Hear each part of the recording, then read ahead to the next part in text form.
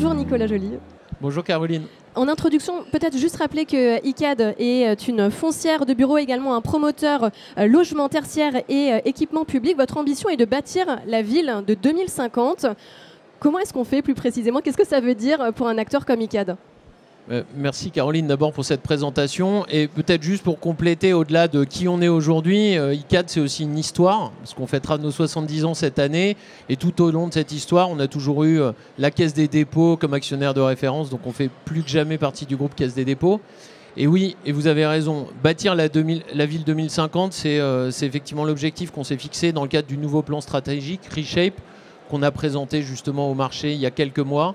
Alors qu'est-ce que ça veut dire? Ça veut dire déjà évoluer dans un champ de contraintes. Ça veut dire qu'il faut aller vers la densification pour éviter l'étalement urbain. Ça veut dire qu'il faut s'adapter au changement climatique. Il faut être capable de faire revenir la nature au sein de la ville, désartificialiser des espaces et puis répondre aux nouveaux usages, que ce soit à l'échelle du quartier, à l'échelle de l'immeuble. Donc il faut répondre à ce champ de contraintes. Très modestement, on ne répondra pas tout seul.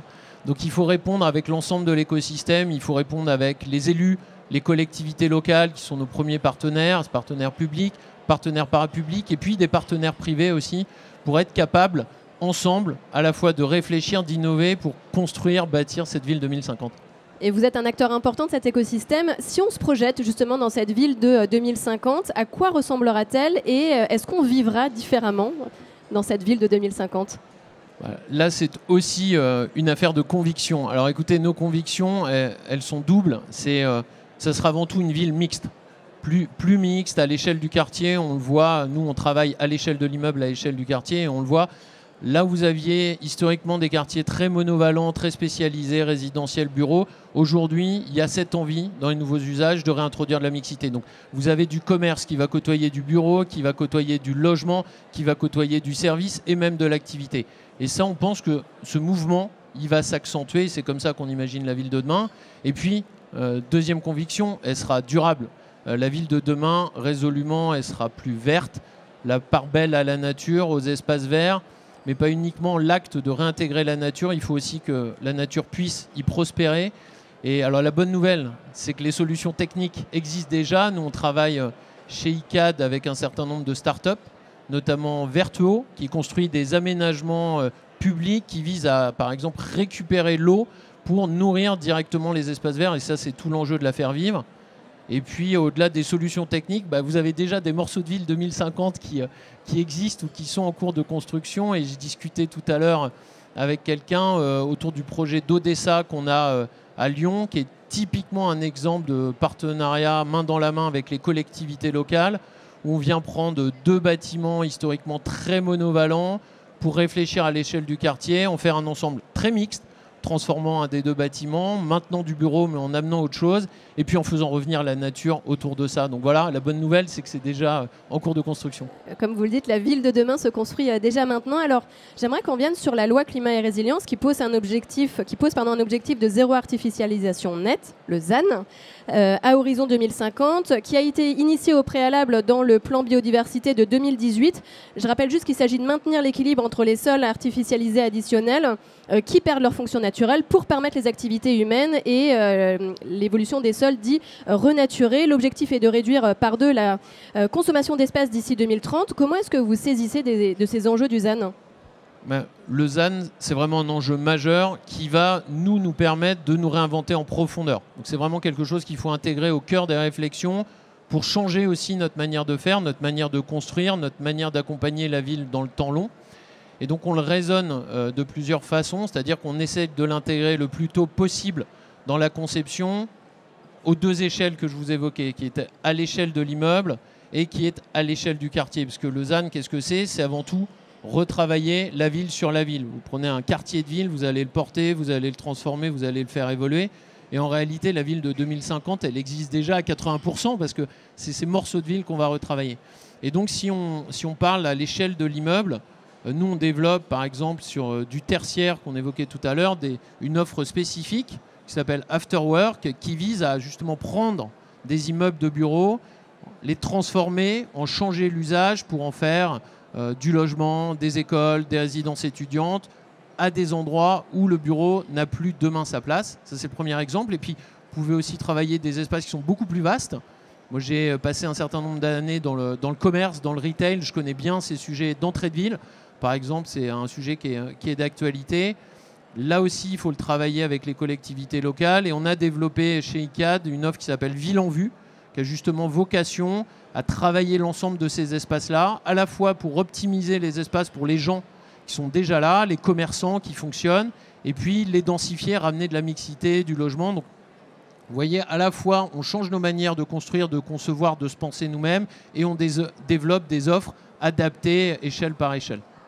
On peut dire que vous œuvrez donc à la transformation des bâtiments dans une logique de reconstruire la ville sur la ville, comme vous venez de l'évoquer. Est-ce que vous avez des exemples de réalisation à nous partager ? Là, on va manquer un peu de temps, Caroline, parce que j'ai une longue liste. J'ai une longue liste d'exemples que je serais ravi de partager avec vous. Non, peut-être pour en prendre deux. À Neuilly, par exemple, où dans l'évolution à l'échelle de l'immeuble, on travaille main dans la main avec la collectivité pour prendre un ancien bâtiment qui était l'ancien hôtel Crone Plaza, qu'on réhabilite.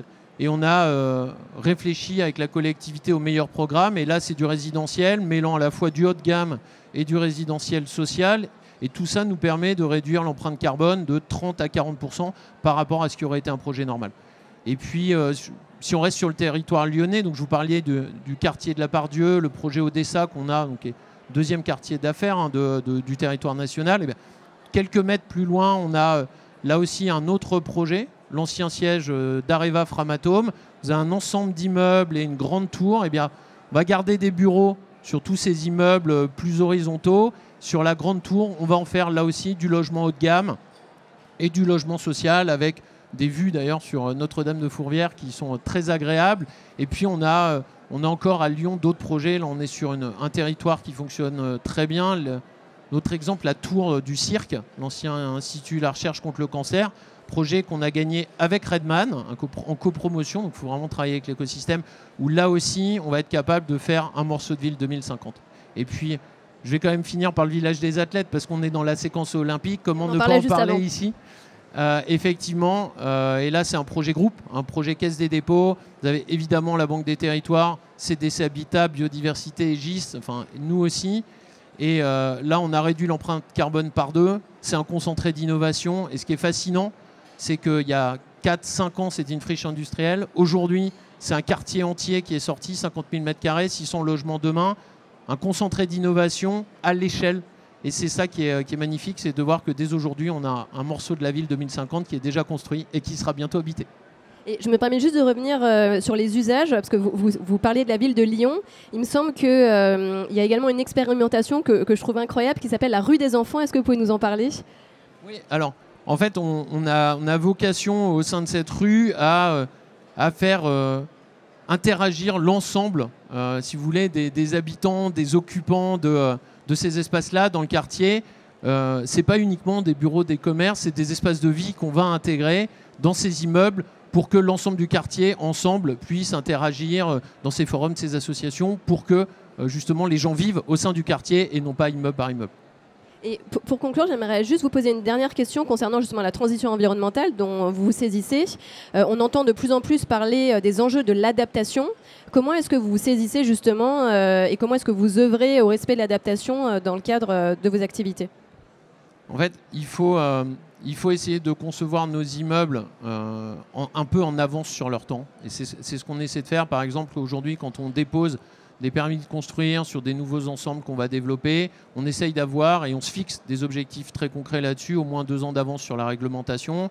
On s'adapte aussi en utilisant l'innovation comme un catalyseur de toute cette transformation-là. C'est-à-dire qu'on se fixe des objectifs très précis, très quantifiés sur des sujets climat, carbone, sur des sujets de biodiversité parce que les deux sont intrinsèquement liés, et on utilise l'innovation comme Berthaud que je vous citais tout à l'heure, mais on a une quinzaine de startups qui amènent des nouveaux matériaux, des nouvelles manières de penser comme un catalyseur de ces modes transformationnels pour nous permettre de nous repenser. Voilà un peu comme on essaye modestement de s'adapter aux enjeux de demain. Merci beaucoup, merci Nicolas Joly pour votre présence aujourd'hui et nous avoir partagé l'ensemble de ces éléments et ces informations. Merci. Plaisir. Au revoir. Au revoir. Et Valérian, oui. Nous poursuivons, je te retrouve, nous poursuivons notre programme avec, on peut dire, une vision prospective, un pas de côté. on va s'intéresser à l'attractivité des territoires. Oui, et d'ailleurs, tu vas le voir, notre invité n'aime pas forcément ce terme d'attractivité, donc on va en parler avec elle. Il s'agit de Gabrielle Alperne.